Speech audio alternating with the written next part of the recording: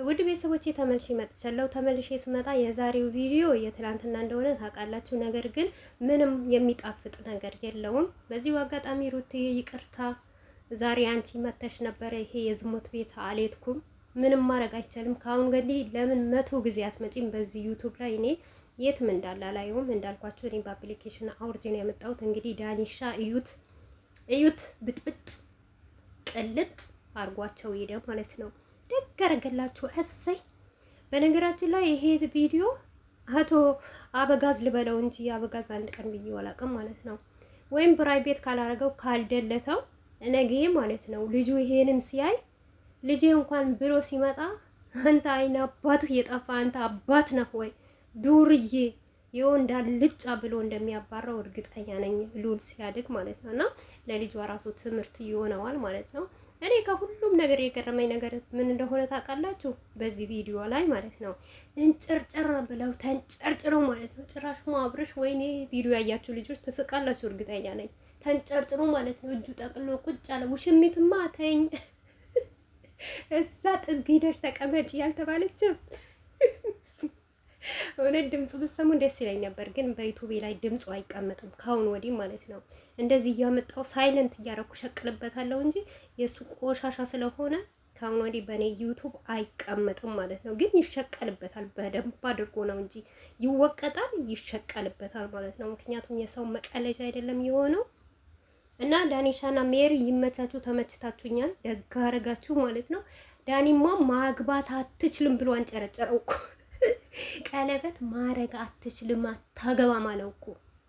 እና የኛ ቀለበቱ ሳይሆን ማለት ዋናው ነገር ምን እንደሆነ ታውቃላችሁ? ነጌ ማለት ነው ይሄንን ህይወት እውነት ይሄንን እንደዚህ የተባለለት ቡዝዬ ደግሞ ዛሬ ይቅርታ አለቻቸው እኮ። ባለፈ ለሰደብኳችሁ ለተቆጣዎች በጣም ይቅርታ አለች ማለት ነው። የእሷ ቪዲዮ ደግሞ ከዚህ በፊት ለሩታ ምን እንዳለቻት ማለት ነው ነገ እኔ ቆርጬ ያመጣላችኋለሁ ማለት ነው።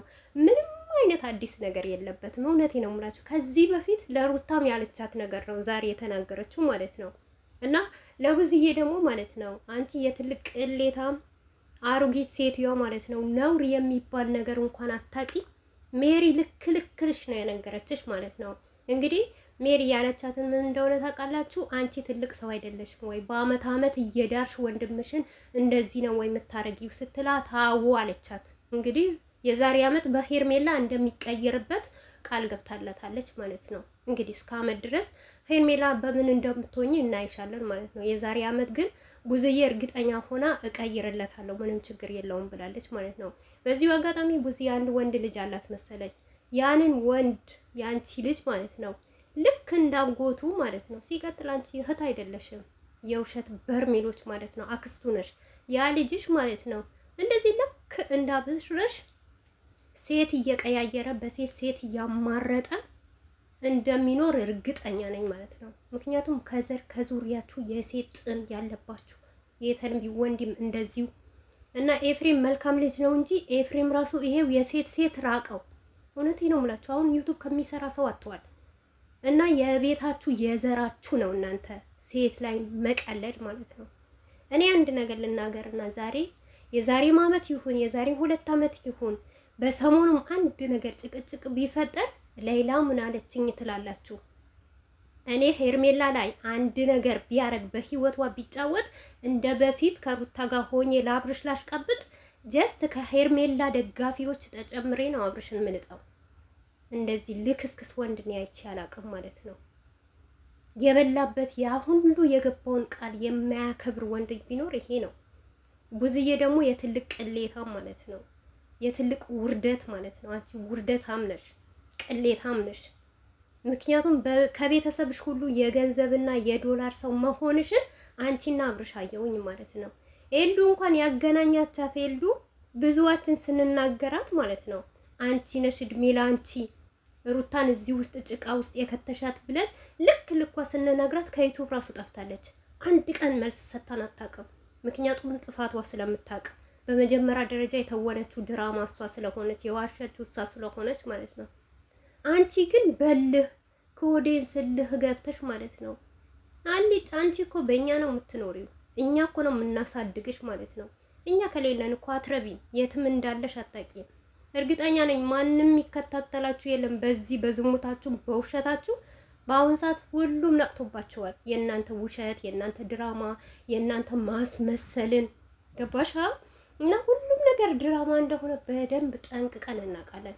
ግን ዩቱብ ላይ የሆነ ቀን የወደቃችሁ ቀን ማለት ነው፣ ይሄንን ቀን ያውቃል ፈጣሪ። የሩታን እንባ ራሱ ድራማ እንኳን ቢሆን ውሸት እንኳን ቢሆን ሩታ ራሱ ተስማምታ ብሰራ ይሄንን ነገር ሴት ልጅ ናት። በሴት እንባ በሴት ክብር እንደዚህ የተረገጣችሁት እናንተ አላህ መቼም ዝም አይላችሁ። መቼም በእጃችሁ አቤላን ብቲ ብዙዬን ብቲ ይሄ ደግሞ አሜሮ የሚባለው ሁላችሁም ማለት ነው። ሁላችሁም አቤላ ደግሞ ማለት ነው ነገ ይመለስልሃለሁ። በደንብ አድርጌ ነው ማጥቤ ማሰጣህ ማለት ነው። ምክንያቱም አጥበን እያሰጣናችሁ ዶላርኛ መሸቀል አለብን ማለት ነው። እናንተ ብቻ ለምን ትሸቅላላችሁ? ገባችሁ አይደል?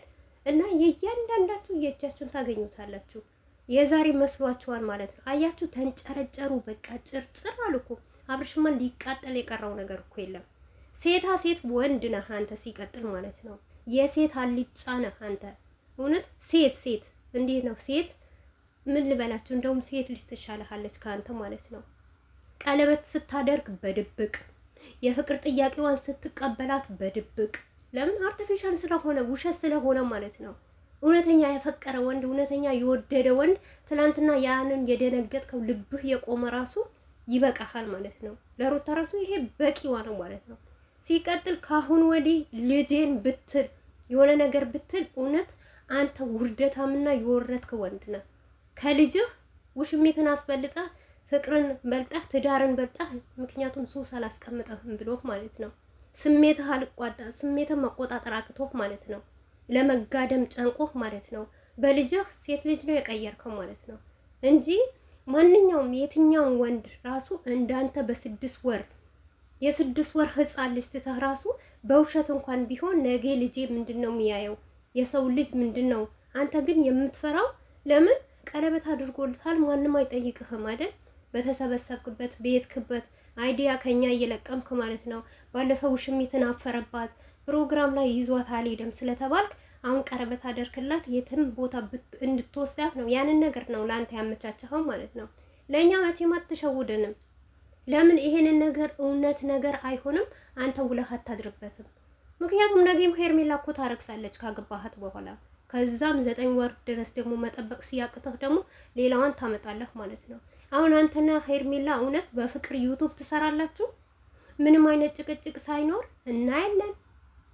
ወይም እያስለቀስክ የሆነ ምክንያት ፈጥራ ወደ ሩታ ጋር ሳትሄድ ከሩታ ጋር ሳትቀላቀል ለብቻ ሰላም ፈጥራ ዩቱብ ትሰራለህ? አሰራም እናቀሃለና ማንም አይህማ። ሩታ የሌለችበት ነገር መቼም አያምርም ማለት ነው። አንተም ህይወትህም ደግሞ አያምርም። ይሄው ሌላ ምን አለች ትላላችሁ? ነገ የነገ ቀን የዚህን ህይወትና የአብርሽ ህይወት ካማረ እውነት ጀግና ወንድ ነው ማለት ነው።